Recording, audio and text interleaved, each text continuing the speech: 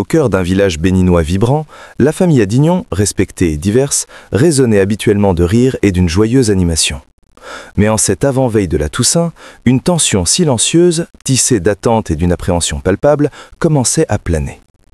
Thierry, le benjamin de la famille Adignon, fervent chrétien depuis l'enfance et renonçant déclaré aux pratiques traditionnelles, était empli d'une conviction inébranlable.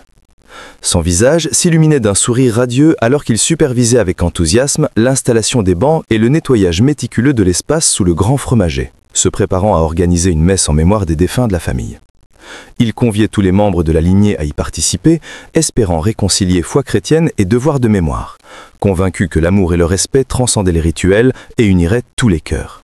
Il ne voyait pas l'ombre grandissante de la confrontation, la tempête silencieuse qui, alimentée par des siècles de tradition et la ferveur d'une foi nouvelle, était sur le point d'éclater. La nouvelle de l'initiative de Thierry parvint à Atinpok, l'aîné respecté de la famille, gardien zélé des traditions ancestrales et fidèle serviteur du Fa. Homme sage, son visage, habituellement serein, portait l'empreinte d'une profonde méditation, une gravité que les villageois savaient être le signe de conversation avec les anciens. Une inquiétude sourde grandissait en lui. Comment Thierry, avec sa foi nouvelle, pouvait-il penser honorer les ancêtres qui avaient vécu et respiré au rythme du Fa, avec des chants et des rituels qui leur étaient étrangers? Il sentait la nécessité impérieuse de chercher conseil. Ses pas, lents et délibérés, résonnaient sur la terre battue, chaque mouvement une prière silencieuse au cosmos, alors qu'il se rendait au bosquet sacré, le lieu où résidait Baba Orunmila, l'oracle vénéré du Fa. Il savait que le sort de la lignée Adignan, forte et ancienne, reposait en partie sur les paroles qu'il allait entendre. Sa mission était claire, interroger le Fa sur l'initiative de Thierry, craignant un affront aux esprits ancestraux et une dangereuse transgression. Les tambours lointains du village battaient un rythme lent, comme le pouls même de la terre, et Atinpok sentait la résonance de chaque coup dans sa propre âme, un rappel constant du lien indissoluble qui unissait les vivants et les morts. Le soleil de fin de journée, flamboyant et généreux, jetait de longues ombres pourpres sur les chemins poussiéreux, enveloppant le paysage d'une aura mystique, comme si la terre elle-même retenait son souffle avant le grand jugement.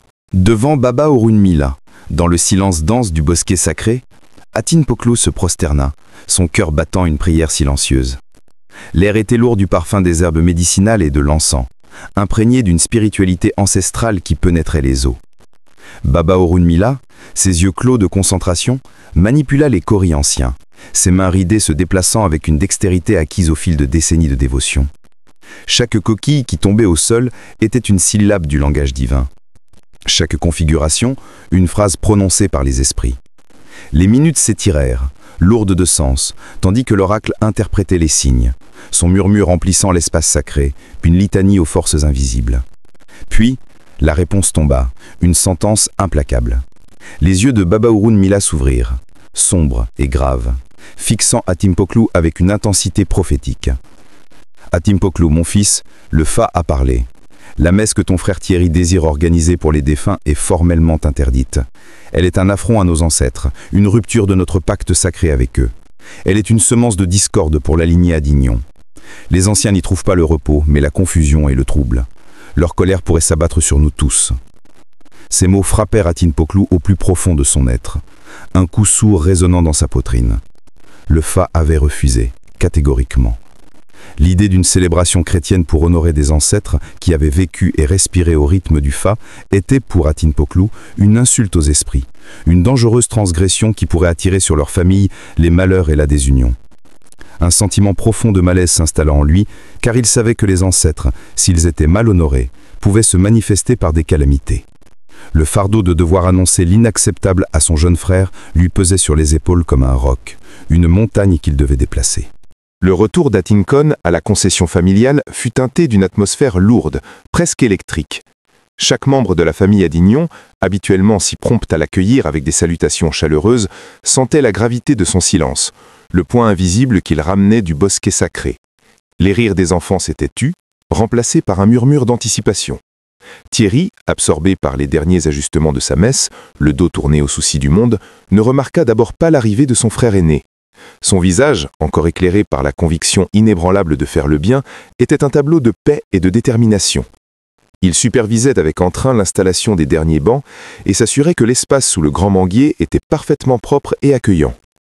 Les rayons du soleil couchant, filtrant à travers le feuillage dense, peignaient la scène de touches dorées, un contraste saisissant avec l'ombre grandissante qui s'approchait. Quand leurs regards se croisaient enfin, la joie confiante de Thierry s'éteignit brutalement, remplacée par une appréhension glaciale. L'expression grave et solennelle d'Atincon ne laissait aucune place au doute. « Thierry, mon frère !» commença Atincon d'une voix basse mais ferme, dont la tonalité ne laissait aucun doute sur la gravité de ses propos.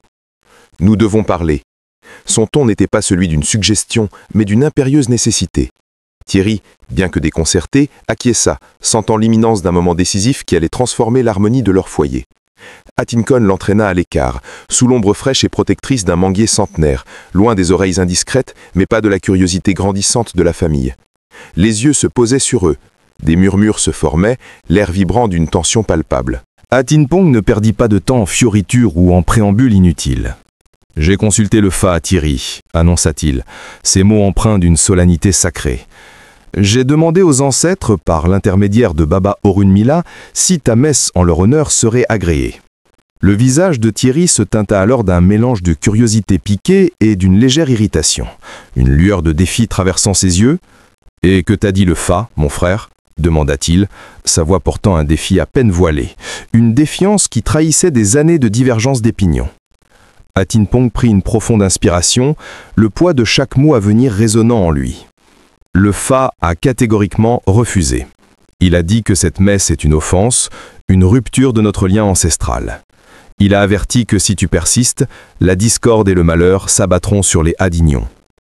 Les mots d'Atinpong frappèrent Thierry comme un coup de tonnerre, une déflagration qui pulvérisa sa sérénité. Son visage s'empourpra de colère, ses yeux s'enflammèrent d'une indignation ardente. Il sentit monter en lui une vague d'injustice, sa foi pure et ses intentions sincères étant rejetées. « Le Fa !» s'exclama-t-il, sa voix montant d'un cran, traversant le silence tendu. « Toujours le Fa ! Est-ce que la foi en Christ ne peut donc pas transcender ces vieilles superstitions ? Mon cœur est pur, mon intention est d'honorer nos défunts dans la lumière de ma foi, dans l'espoir de leur repos éternel. » Les poings serrés, il défiait non seulement son frère, mais des siècles de tradition. « Ta foi est tienne, Thierry », rétorqua Atinpong, sa voix conservant une calme autorité, bien que sa propre peine fût visible dans le tremblement de ses mains. « Les ancêtres sont à tous les Adignons. Ils ne connaissent pas cette nouvelle lumière. Ils répondent aux tambours, aux libations, aux prières de nos pères, pas aux chants étrangers. Tu mets en péril toute notre lignée, mon frère. » Leurs voix s'élevèrent encore, l'une portant la ferveur d'une nouvelle ère, l'autre la sagesse douloureuse des temps anciens. La tension était palpable, chaque mot étant une flèche empoisonnée dans le cœur de l'unité familiale. Le choc des deux mondes, ancestral et moderne, résonnait dans l'air, menaçant de déchirer le tissu même de la famille Adignon. La messe était devenue le symbole d'une guerre invisible, une épreuve pour l'âme de leur lignée, dont l'issue déterminera le chemin des Adignons pour les générations à venir. Autour d'eux, les visages des membres de la famille reflétaient un mélange de peur, de tristesse et d'impuissance, témoin d'une fracture qui semblait irréparable. La dispute entre Atinpong et Thierry, devenue trop forte pour être contenue sous le manguier, résonnait désormais dans toute la concession, atteignant les oreilles de tous les membres de la famille Adignan. Chaque mot aiguisé, chaque réplique passionnée fendait l'air comme un coup de couteau, menaçant de déchirer le tissu même de leur unité. Une unité qui avait toujours été la force inébranlable des Adignons. Les visages autour d'eux étaient des miroirs d'inquiétude, de tristesse et d'une impuissance palpable. Les plus jeunes se serraient contre leur mère, les aînés échangeaient des regards lourds de sens, craignant le pire pour la lignée. C'est alors que, tel un baume apaisant sur une blessure ouverte, Mama Ngozi, la matriarche vénérée de la famille, s'avança. Son pas était lent, mesuré, mais chacun de ses mouvements exudait une autorité morale et une sagesse accumulée au fil des décennies. Son regard, doux mais pénétrant, portait le poids de l'histoire familiale, la connaissance des joies et des peines qui avaient forgé les Adignons. Elle était le pilier, le cœur battant de leur lignée. Sans hâte, elle plaça une main apaisante, ridée par le temps mais pleine de force, sur l'épaule tendue de Thierry, puis une autre sur celle d'Atincon, comme pour les ancrer, les rappeler à la terre et à leur racine commune. « Mes fils », dit-elle d'une voix calme mais ferme, une voix qui, malgré sa douceur, coupait court à toute contestation. « Votre père et vos ancêtres n'auraient jamais voulu voir cette discorde dévorer notre foyer. La force des Adignons réside dans notre capacité à respecter les chemins de chacun tout en honorant la source de notre lignée. ce fleuve intarissable d'où nous sommes tous issus. Écoutez le cœur de notre famille. » Son intervention, aussi douce fut-elle, arrêta net l'orage de leur voix et un silence respectueux s'installa, chacun attendant ses paroles. Maman Ngozi s'adressa d'abord à Thierry, son regard empreint d'une compréhension profonde. « Thierry, mon enfant, ta foi est belle et pure. Elle illumine ton cœur et nous en sommes tous témoins. Mais les esprits de nos ancêtres ont leurs propres coutumes, leurs propres chants. Ils ont marché sur cette terre avant nous selon les lois du Fa, et c'est à travers nos traditions qu'ils nous parlent encore. Les honorer d'une manière qui leur est étrangère, c'est risquer de les troubler, mon fils, et non de les apaiser. C'est comme parler une langue qu'ils ne comprennent pas. Tu peux, dans le respect et l'intimité de ta foi, offrir des prières sincères pour leur repos éternel dans ton cœur et dans ton église, sans que cela ne devienne une célébration publique qui bafouerait nos rites sacrés. Puis, elle se tourna vers Atimpon, reconnaissant le fardeau qu'il portait. Atimpon, mon aîné, ta sagesse et ta dévotion aux traditions sont le roc inébranlable de notre famille, la fondation sur laquelle nous nous tenons. Le Fa a parlé, et sa parole est sacrée, nous le savons tous. Mais nous ne pouvons pas forcer le cœur de Thierry à abandonner sa foi, nous ne pouvons pas éteindre la lumière qui l'habite. Nous devons trouver un chemin, où la tradition est respectée dans toute sa profondeur, et où son cœur peut aussi trouver la paix et l'expression de sa dévotion. Tu organiseras la cérémonie traditionnelle que le Fa a validée, avec les offrandes, les tambours et les rituels que nos ancêtres connaissent, apprécient et attendent. Un silence s'installa, lourd de la réflexion de chacun. Les mots de Maman Ngozi avaient frappé juste, perçant le voile de l'entêtement et de la douleur. L'idée de deux cérémonies distinctes, chacune respectant son propre chemin spirituel, mais toutes deux animées par le même amour et le même respect profond pour les ancêtres, était une solution inattendue, une voie vers l'harmonie qu'il n'avait osé imaginer. Thierry, bien que déçu de ne pas pouvoir tenir sa grande messe publique, comprit la sagesse profonde des paroles de sa mère. Son désir le plus pur était d'honorer, pas de diviser. Atimpon, soulagé au plus profond de son être d'avoir trouvé une voie pour apaiser les esprits ancestraux et ramener la paix au sein de la famille, accepta la proposition, comprenant que l'harmonie familiale était plus précieuse qu'une victoire absolue de la tradition. Autour d'eux, les soupirs de soulagement montèrent de la foule silencieuse des Adignons, une prière collective pour la paix retrouvée. Maman Ngozi, voyant l'acceptation dans les yeux de ses fils, scella le pacte implicite. « Ainsi, mes fils, tous les esprits seront apaisés, ceux d'ici-bas et ceux d'au-delà. L'unité de notre famille, la fierté des Adignons, sera préservée pour les générations futures. » Son sourire était doux mais ferme, sa sagesse rayonnant sur l'assemblée. Thierry et Atinkon, le cœur encore lourd de l'intensité de leur confrontation, se firent face. Il y avait dans leur regard non plus la colère, mais une résignation mêlée d'un nouveau respect mutuel. La matriarche tendit la main, et d'un geste lent et puissant, elle réunit les mains de ses deux fils, les pressant l'une contre l'autre. Leurs paumes se rencontrèrent, symbole d'un lien familial qui, malgré les divergences, restait indéfectible. Ce n'était pas une victoire pour l'un ou pour l'autre, mais une victoire pour la famille, une preuve que l'amour pouvait trouver un chemin même à travers les différences les plus profondes. Le soleil descendait lentement, jetant des couleurs chaudes et apaisantes sur la concession. La tension s'était dissipée, remplacée par une atmosphère de paix fragile mais réelle. Le village avait été témoin d'une épreuve et maintenant d'une réconciliation. Le respect des différences, tel que prôné par Maman Ngozi, devenait le ciment de leur unité retrouvée. Un enseignement précieux pour tous les Adignons. Le lendemain, la journée de la Toussaint se leva sur le village des Adignons, non pas dans le fracas de la discorde, mais dans la douce promesse d'une harmonie retrouvée. Les tensions de la veille avaient cédé la place à une acceptation mutuelle, une sagesse profonde insufflée par Maman Ngozi. La famille s'était unie dans un rituel d'apaisement et de respect, chacun trouvant son chemin pour honorer les défunts.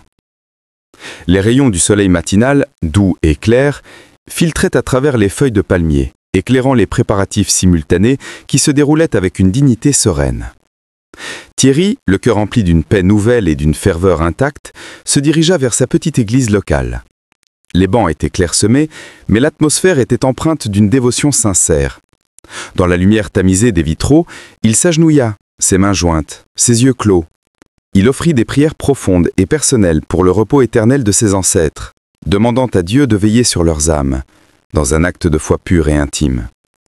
Il n'y avait ni grande foule ni ostentation, seulement l'humilité d'un fils rendant hommage, son amour pour ses ancêtres s'exprimant à travers les paroles de sa foi chrétienne. Il ressentait une connexion puissante, non pas au détriment des traditions, mais en parallèle, une nouvelle voie d'hommage qui respectait son essence. Au même moment, à quelques pas de là, au cœur de la concession familiale, Atin Pok, entouré de la famille élargie des Adignon, mena la cérémonie traditionnelle sous l'arbre sacré, le grand fromager, témoin silencieux de générations de rituels. Les tambours commencèrent à résonner, leur rythme profond et envoûtant s'élevant dans l'air frais du matin, un appel vibrant aux esprits des ancêtres. Les libations de gin et de maïs furent versées sur la terre, un pont liquide entre les vivants et les morts, nourrissant symboliquement ceux qui les avaient précédés. Les membres de la famille, vêtus de pagnes colorés, chantaient les louanges des anciens, leurs voix s'entremêlant dans une mélopée ancestrale, leurs mains se joignant pour des gestes rituels appris depuis l'enfance. C'était une célébration vibrante de la vie et de l'héritage, un rappel puissant de leurs racines inébranlables. Atin Pok, visage marqué par la concentration et la dévotion, se sentait en paix. Il honorait le Fa, il apaisait les esprits de ses ancêtres et il protégeait l'unité de sa famille. La brise légère qui soufflait à travers les feuilles de l'arbre sacré sembla porter le murmure apaisé des esprits, un signe que les ancêtres avaient reçu leurs hommages avec satisfaction. La famille Adignon avait trouvé un moyen de coexister, de faire dialoguer la foi et la tradition, non pas en les fusionnant, mais en reconnaissant et en respectant leurs chemins distincts. C'était une preuve éloquente que même les courants les plus opposés pouvaient, avec sagesse, amour et une volonté inébranlable de préserver l'unité, trouver un chemin vers l'harmonie. Leur histoire devint un témoignage vivant pour tout le village, une source d'inspiration pour d'autres familles confrontées à des dilemmes similaires. Elle célébrait la force de la tradition, la profondeur de la foi et surtout la puissance inébranlable de l'unité familiale. Une unité qui se révélait non pas dans l'uniformité, mais dans la richesse de sa diversité. Les Adignon avaient appris que le respect des différences était la plus haute forme d'amour et que dans ce respect résidait leur véritable héritage,